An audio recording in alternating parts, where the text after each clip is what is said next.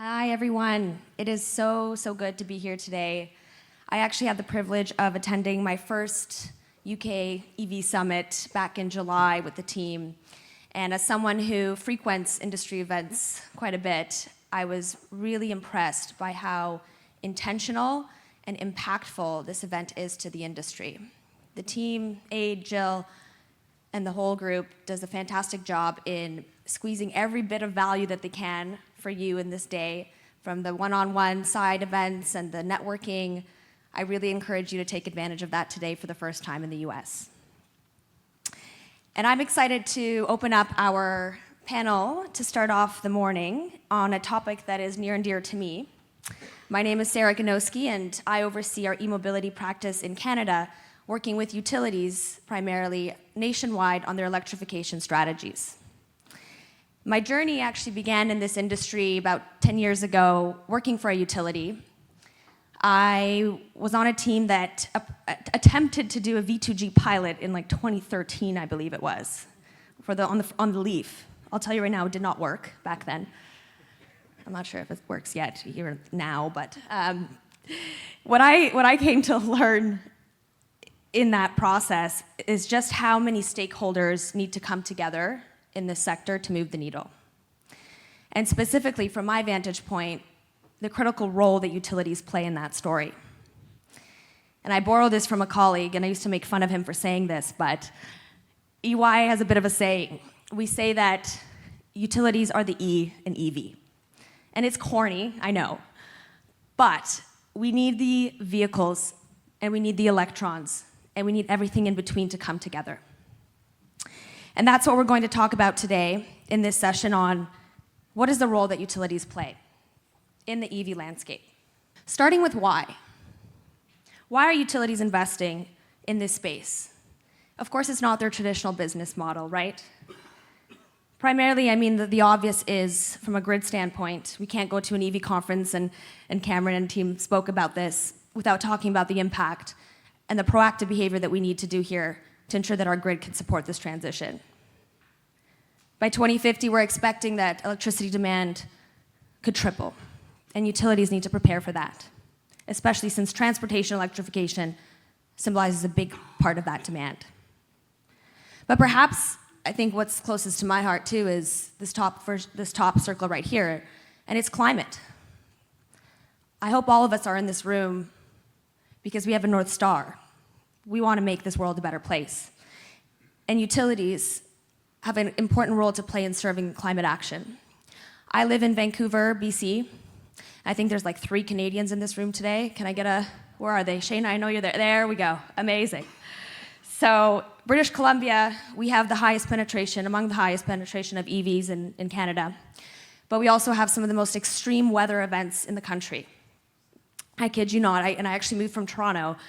Half the year we're either on fire or in something called, I came to learn, atmospheric rivers. They're not pleasant. And so we are seeing, especially in British Columbia, the role of the utility in serving that climate mandate. And eMobility offers that. It also offers a chance to transform customer interactions from mere transactions like the bad news bill at the end of the month to energy experiences, like smart charging and home energy management.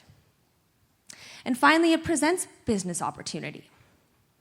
New revenue streams, operational savings. There's a lot of value that eMobility can unlock for utilities business. So when we think about the role that they play here, we like to see it on a bit of a spectrum. And this depends entirely on the regulatory and the market construct in which that utility operates in. So we see that ranging from being an enabler, a facilitator of the EV transition, to a solution provider.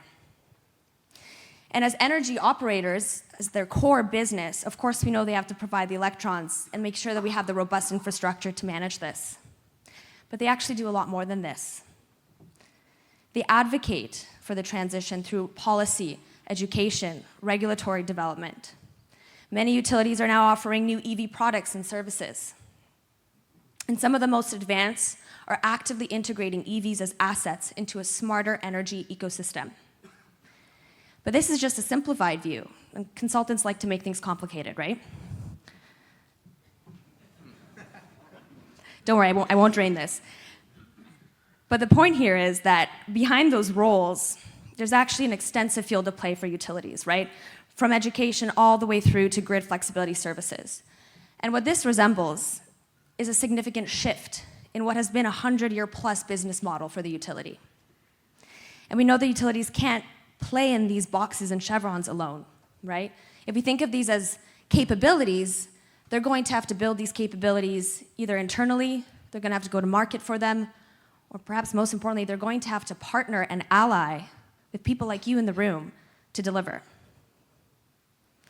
So I won't drain this, but it is, just goes to show that their role in this transition goes far beyond the grid. And we know that utilities don't approach this in the same way, right? Some are investing in charging infrastructure, others are coming to market with new products and services. Many are really focused on just bringing that ecosystem together and advocating for policy change. But no matter the regulatory or market context, we do see that utilities have one common goal, and it's really threefold, right? They want to help customers get into EVs. They want to enable them and break down that barrier through education, through incentives. Then they want to help enable seamless charging of that EV. From the network to the actual charge point, they need to be involved. And Mark talked about customer experience earlier. And of course, they need to make sure that the grid is ready for it, and that when we get all this penetration, we're optimizing it. So with that in mind, please join me in welcoming our superb lineup of speakers onto the stage for our opening panel. Joining me on stage are Todd Cahil, Director of Support Services at SDG&E, Chris George, US Co-Lead at Octopus EV, Shaheer Kazi, EV Partnerships Manager at Constellation, and Kees Jansen, Director of EV Service Delivery at BC Hydro. We got a Canadian on the stage. Thank you.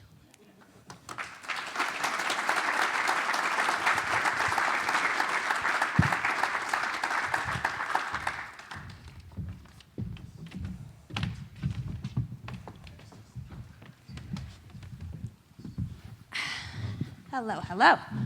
All right, and so before we get going, I will remind you that we will take questions from the audience at the end of the session, so do keep those in mind as we go through the discussion, and we'll kick it off. Gentlemen, thank you for joining me today. Happy to be here. Very good to have you. Maybe as a bit of a stage setter, I'd love you to introduce yourselves, tell us a little bit about the utility that you represent and the role that you're currently playing in advancing the EV transition. Maybe Todd, we'll start with you. Sure, thanks. Todd Cahil. I'm the Director of Support Services at San Diego Gas and Electric Company. My primary role with the company right now is over our fleet and electrifying our fleet. Also in our real estate portfolio and facilities portfolio, making sure that our operation centers are ready for the electrification transition. And I'd say at SDG&E, we've been involved with EVs and electrifying mobility for well over a decade. Probably a lot of you in your room may be familiar. We had definitely the first in California, Power Your Drive program where we installed chargers at businesses, multifamily. And as you know, in California, the regulatory environment, we're sort of moving away from that now. And we're at least my role is currently involved, just really engaged with getting a zero-emission fleet by 2040. And that's no small challenge, so congratulations on that. Kees, over to you. Yeah, Kees Jansen. I'm the Director of EV Service Delivery at BC Hydro, and so I'm responsible for the planning, the build, and the operations of our public charging network. BC Hydro is a regulated utility, vertically integrated. We service 5 million customers in British Columbia with clean and renewable energy. 98% of our energy comes from clean and renewable resources, so that positions us really well to lead the transition into clean transportation. And we do this by awareness, education, incentive programs that we provide to our customers, providing public charging infrastructure, and then as well, together with partners, provide innovative products and service for our customers so they have choice, and it helps us better manage the grid as well. And you guys are very close to me over there in BC. That's right. I'm actually a BC Hydro customer. Over to you, Chris. Yeah, Chris George. I'm the U.S. co-lead for Octopus Electric Vehicles. I'm actually an Austinite. I'm from Austin originally. Still have my 512 area code. Nice, welcome back. Those from Austin. So Octopus Electric Vehicles is in the U.S. is a pre-owned electric vehicle leasing business. So we're a British company. We have an energy business. We have a software business called Kraken. It's very thematic. And then we have an EV leasing business based out of the UK. 4 years ago to date, we've gone from 0 to 20,000 electric vehicles leased in the UK. So now we've moved that to the US. We operate in Texas. Being a retailer in Texas and a leasing company in Texas, we have a very unique offering.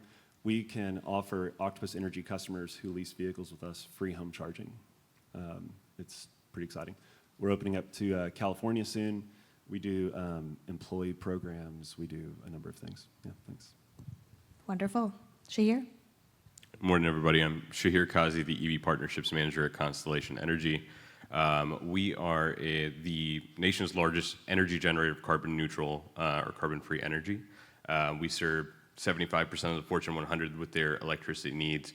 We've got 2 million residential customers and growing. We also have a home services entity that serves customers in their homes for their needs. So pretty exciting stuff. I've been tasked with bringing on our OEM partners, dealer partners, and other customers that and partners that touch our mutual customers being EV drivers, and just building out our digital solution and helping facilitate that transition for electric vehicle ownership. And you've got an interesting story too, Shaheer, right? Because you actually come from the industry. Yeah, my own personal background is not energy or utilities. It stems from 2012 when I was part of Tesla, when I think it was employee number like 3,000 or something like that, to 2018. So when we had showroom prototypes up to the point where we were doing scale deliveries of Model 3. It was really exciting times. Every quarter was do or die, but it definitely brought me here, and really kind of a profound experience when it comes to electric vehicles. There's a lot I'm sure you can bring from that background. And this is great because each of you are taking a different approach, right? We just kind of looked at that just a few minutes ago. Some are focusing on infrastructure, internal initiatives, customer experience, partnerships. And I'd love to dig into some of that. So maybe, Kees, I'm going to come to you first. As BC Hydro being an eMobility leader in Canada, you've had a huge focus on building out the public charging network in the province, which of course is not a traditional utility activity by any means. Could you share with the audience a little bit about how you've built out BC's electric highway? And that's some big news that just came out not too long ago. Any challenges that you overcame? I'm sure there were a few. And what are you most proud of? Yeah, sure. Happy to do that. And yeah, I'm definitely proud to say that the electric charging highway is done.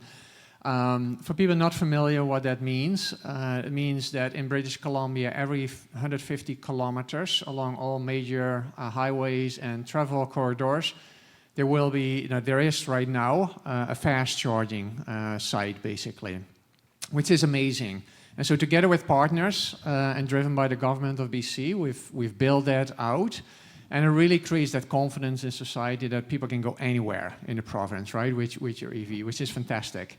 So BC Hydro owns 70% of those charging sites.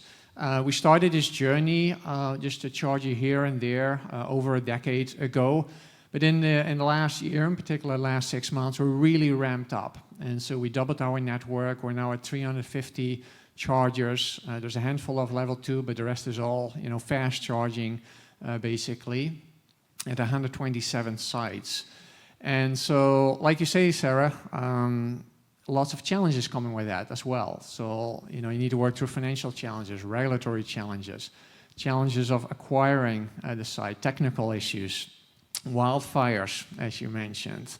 So a lot of challenges. So one of the things I like to highlight here, we had one challenge with providing charging sites at locations where we don't even have a grid.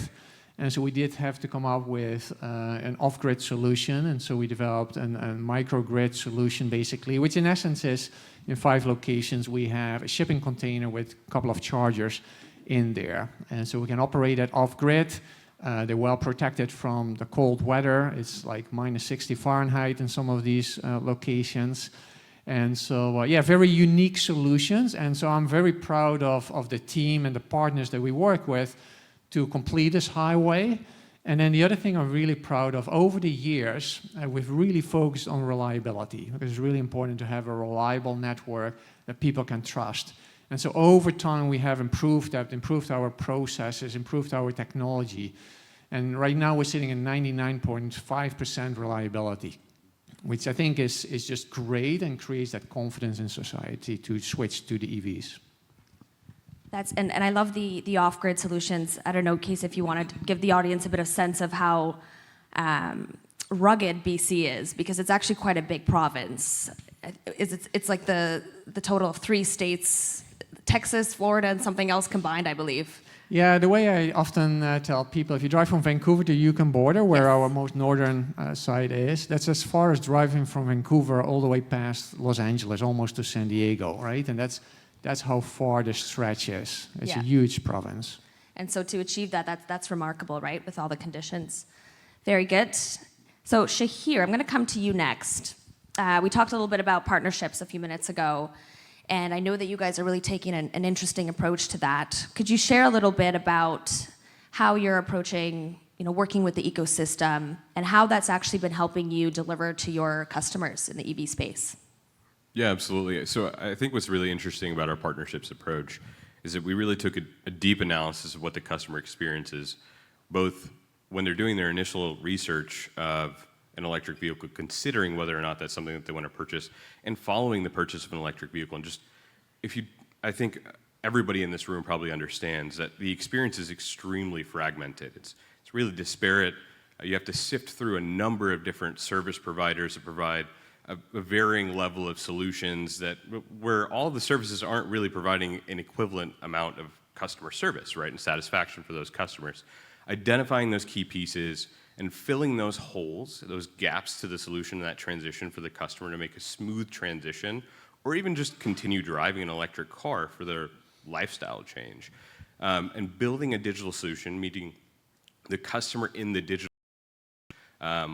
the age of convenience where you can do everything on a mobile or connected device, providing that so that we can fill those gaps, not only solves the problem for the end customer, but it helps facilitate the sale of more electric vehicles, right? Ultimately, what's important is that we know that this customer base is going to continue to grow. We know that the number of EVs that are going to hit the roads is going to increase at an exponential pace in the coming years.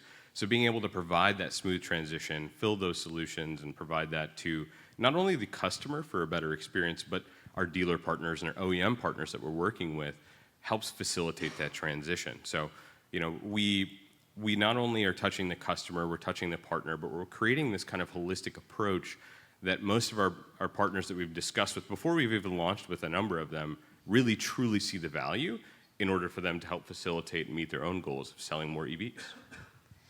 And I'm just thinking about when I used to work at a utility, I managed our smart charging programs. And I think I counted, each program had something like 15 vendors and partners involved. Software, hardware, government, municipal stakeholder, customer. How big of a network do you have right now in your EV programs, just to give a bit of a scale on all the different stakeholders that you're interacting with? I couldn't even put a number on Yeah. it. It's crazy. I think that's the thing. What I love to tell people about when you think about the number of individuals and parties that you need to bring together in order to provide a solution that you can expand on and deliver a satisfactory experience is just Google EV charging, home EV charging, and just look at the number of pages that Google tells you. Nobody looks past page 2, right? Some people don't even consider that there's a second page on Google search, let's be honest, right? So if you consider the number of companies and vendors associated with something as simple as residential EV solutions, it's innumerate, right? Yeah. I couldn't quantify that. It's crazy. Todd, this one's for you. We talk a little bit about walking the talk, right? There's a lot that we can provide as a utility to our customers, but we also need to demonstrate leadership internally. And I know that's something that SDG&E is doing quite a bit of. Can you tell us a little bit on how you're electrifying at the company and some of the learnings that are coming out of that around fleet electrification? Yeah, sure. It's a good question. So maybe I'll frame it this way. I think probably over the last half a decade, maybe decade, as we've strived to electrify our fleet, we started off really small. It was really easy things like third-party hybrid systems, batteries in vehicles, things like that, where our operators didn't really impact the way they do work. And then we moved to, I just consider them like EV nerds, right? Like folks in operations they'd drive a Chevy Bolt. So we had, a few of those. And so what we're finding now, and I think what is very difficult for us as a utility, and look, we're not a big utility. Our fleet is 1,700 vehicles, 1,100 light duty. So what we're finding now, though, is the EVs are penetrating the operational areas, and we're hitting speed bumps, right? These are great vehicles. So we use telematics religiously. We put EVs exactly where they should be, where range is never going to be a problem. They go out to this represented workforce. Look, a supervisor sees this sexy Silverado that goes 400 miles on a charge, and they take it. And now it's a take-home vehicle. There's nothing we can do about it. And then we watch that vehicle, and this is happening right now, drive 60 miles home every day, then drive 80 miles somewhere to a DC fast charger that we have at our operations center, and then they drive 40 miles to their job site. And they're doing that every day, where we had planned through telematics for that vehicle to drive 50 or 60 miles a day, right? And so we've got 50, 60 of these on the road now, and that's what we're struggling with, right? That's what we're tackling, is like how do we deal with just people? We can't monitor 10 vehicles, easy to monitor. 1,000 vehicles, 1,700 vehicles. We need just really robust software, really robust charging. It's kind of what Mark said at the beginning. Like, you can't think about it when you plug in. These guys are just doing their jobs. And those are the things that we're just tackling right now, just starting to scratch the surface, that we're excited about. But we're actually, we're not so much tapping the brakes, because we are no longer buying hybrid vehicles. We are only buying fully electric light-duty vehicles. That's a decision we've made, and we're just being very intentional about how we put those out. It's a huge cultural shift for our employees. I was just going to say, that's probably some of the biggest thing that we see is just the culture transformation that's required. Congratulations, that's a big move. Chris, you're a bit of a wild card for us on stage today, so I'm excited to get to you here. And I know Elliot's going to start waving me down shortly. So we know that Octopus is well known in the industry as a bit of a disruptor, right?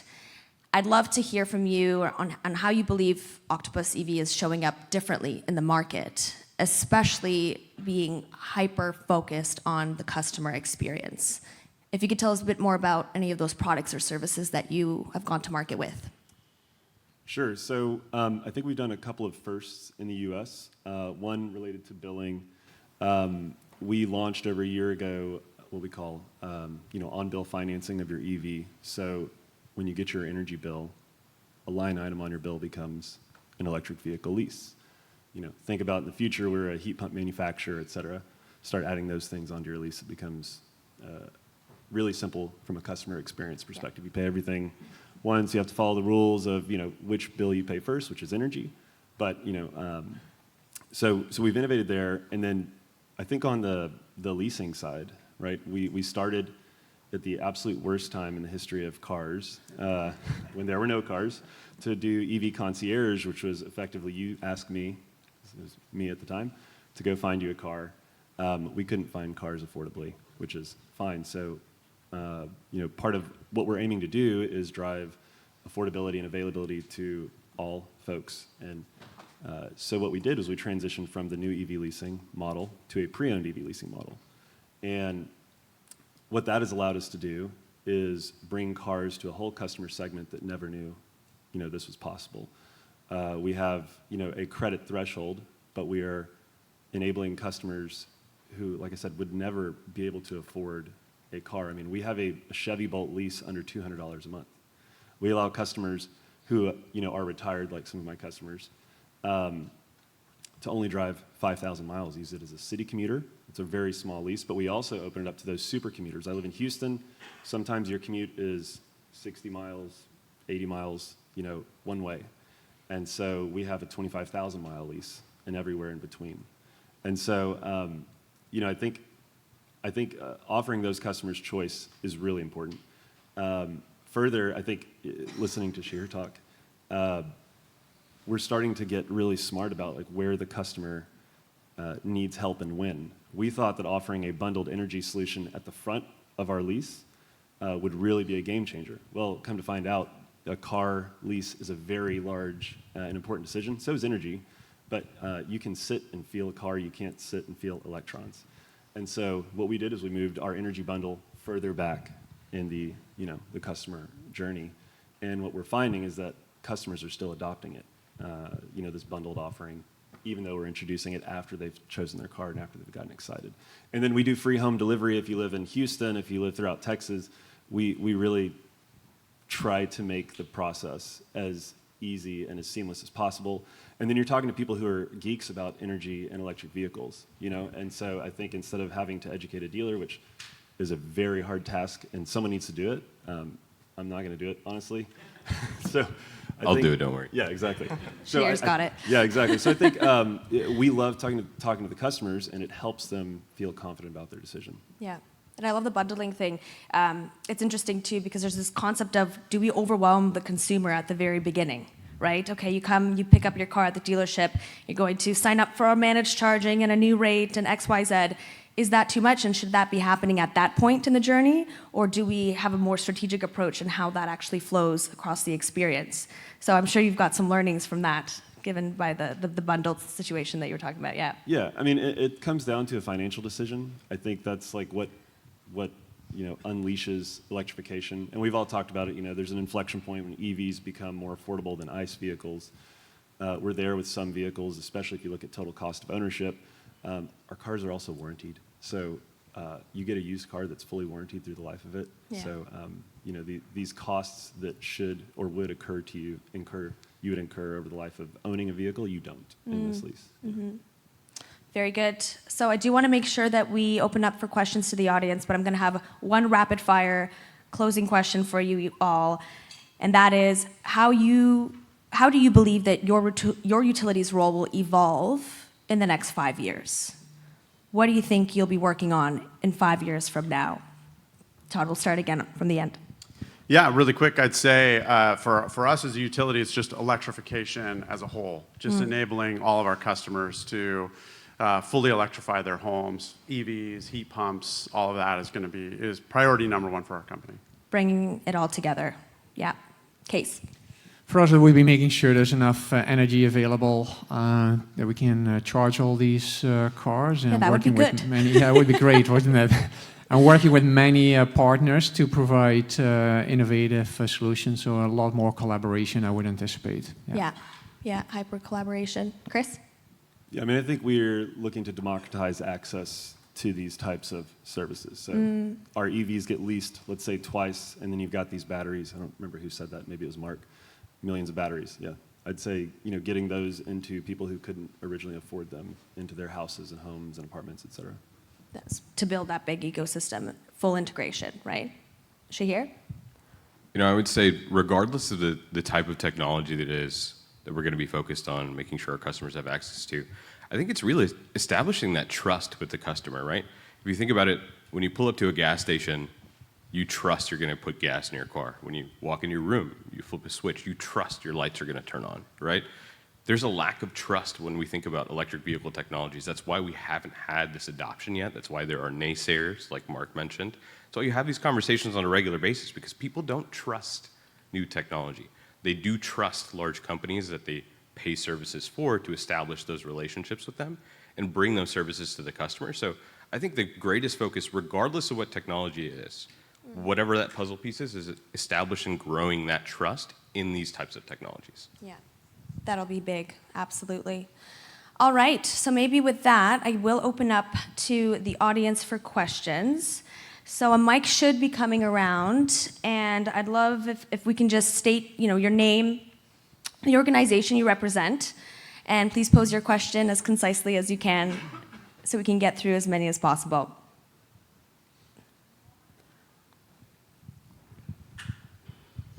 Dave Tuttle, University of Texas, EV driver, EV researcher, electric utility commissioner. Todd, SDG&E for a number of years has had a program that I think you worked with Green Lots before they got acquired by Shell, where you had day-ahead hourly price signals. Is there any update on that? I hadn't heard anything about it, but it sounded like a very innovative V1G intelligent charging program. Yeah, it's a great question. We did we called it our Power Your Drive program that had included with it that was approved by the CPUC, a dynamic pricing with that. And so that's used for all of the customers that have those chargers. It's mainly our kind of larger businesses in San Diego that have utility-owned charging there, as well as all of our employees. So we have probably 200 employee charging stations across, and that is also dynamic pricing. I'd say it's been a learning experience, right? Sometimes randomly dynamic, it'll be $1 a kilowatt hour. It's just crazy pricing. That's kind of balanced out. I don't know about expansion. I don't know if the CPUC is really up for us expanding that. That hasn't been the easiest thing. I think across the state of California, the utilities are maybe getting more and more out of like pricing and owning charging infrastructure for customers. But we consider it a successful program that we keep updating the pricing all the time. We like dynamic pricing in California. Yep, back there, hand up. Thank you so much.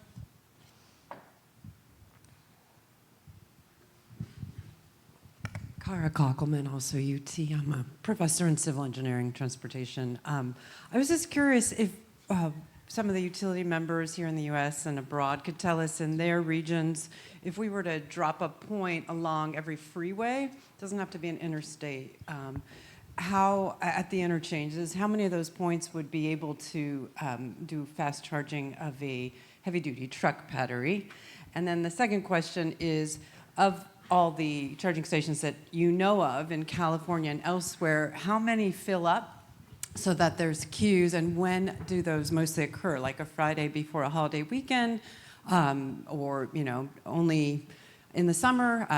Those two questions would be great to know just from a planning perspective for a lot of us. Who wants to take that one? Yeah, I'll start with that. We're just starting on the medium and heavy duty transition. The medium duty is a little bit easier because it's using similar charger we're using for light duty, 180 kilowatt, 400 kilowatts. So that will do the job basically. It's just making sure the layout of your charging station accommodates medium duty sites. We are starting now to plan for heavy duty, so that's a whole different ball game, obviously, for public charging for heavy duty. And some of the trucks may want to charge up fairly quickly, so maybe megawatt charging. Others may just want to charge overnight, basically. And so we're just starting on that journey, frankly speaking, at this point. As it relates to whether or not chargers are fully used, accessible, for people, it really depends on the region. So if I look at our region, in the remote areas, we have about 3% utilization on the chargers. If you look at urban areas, it's on average 20%. We have some chargers at popular locations that will hit 50% utilization on a 24-hour basis, which is huge. It's difficult to get insight into lineups because you actually don't have really the data. You can only see that cars, over and over utilize a particular station. I got to say, like in BC Hydro, we are now starting to build larger hubs, and so our focus is on more sites, larger sites with more chargers, more powerful chargers, and so we've now starting installing, charging hubs up to 12 chargers, and we see utilization there more around the 20%, and there wouldn't be, people waiting. The peak of our charging for us is around 3 o'clock in the day. So our charging, across the province goes up around 12 o'clock. last till around 5, 6 o'clock, with a peak around 3 o'clock. We can provide you that information if you're interested. It's all public information for us. Do we have time for one more? One more. Any final questions? Yeah, Alan. Oh. Alan Dowden with Wallbox. Sarah, I know you joked a little bit earlier about V2G or the bidirectional charging, but I'm wondering. Okay, you're going to set me straight? Sorry? Are you going to set me straight? No, I'm just wondering what the role V2G or bidirectional charging plays at the utility level, and if that's part of your guys' forecast and future plans. Thanks. That's a big question. Who wants the V2G one? It's my favorite. I think it's really interesting. I mean, not having a utilities background, so my answer might be a little bit different. It comes kind of from the EV driver perspective. The interesting thing about V2G, especially when we consider, as you mentioned earlier, climate change, we consider like the integrity of the grid here in Texas every time we have a freeze or a hurricane or whatever the case may be. I live in Houston myself, so hurricanes are definitely a recurrent theme for us. V2G is a critical piece of what the customer is looking for, right? I think one of the greatest challenges that you think about when it comes to V2G or just general, kind of reliability of power in your home is purchasing a battery. So we know that local storage is really expensive still. And one of the largest expenses and purchases that you make in your life is your vehicle, like Chris mentioned. So establishing the ability to use V2G as a reliability source, giving your customer that peace of mind, from my perspective, is key. I think it's going to play a huge role in the years to come as the climate changes and we see more issues like we've seen over the past couple of years.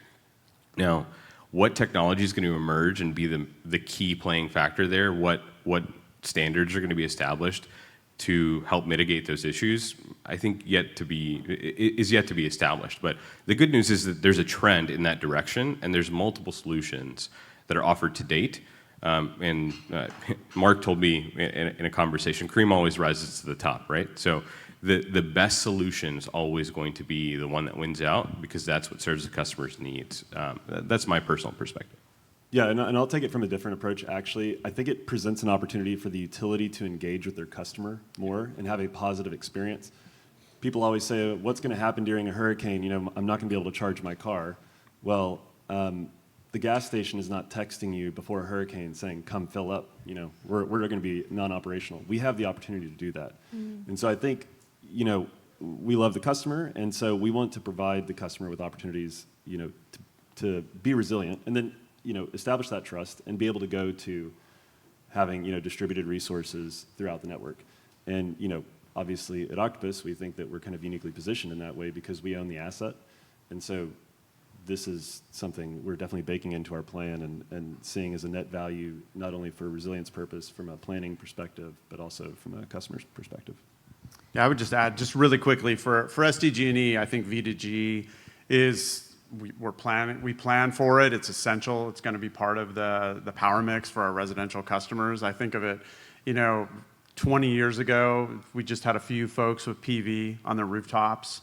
Now we've got heaps of people with battery storage, and V2G I see very similar. It's key is enabling that and just doing it safely. That's especially as we have such huge solar penetration in San Diego, the safety of our crews when they go out, especially during outages, and we actually purposely turn people off during wildfire events, so we're very careful as we re-energize folks, and that's going to be critical with V2G, that it's just a good product that's done safely. Kees, any final word on that one? Yeah, no, we're definitely looking at it as well, and I think for us it comes all down to customer choice, and so I think the customers are all going to make different choices. For some of them, it's going to be more V2 to home because they just want to use it for their own use. There may be other ones that truly want to, push the energy back into the grid, and so we're definitely, working on it, piloting it. But it's going to be customer choice driven, but for utility, obviously a great opportunity with all these batteries out there and to help manage the grid. Also complexities obviously with this to manage all of that, but exciting times. And I think approaching this from a customer point of view, really. Thank you, Kees. All right, so with that, just a big thank you to each of you for opening up our day today. I really enjoyed the discussion, and I hope that the audience did as well.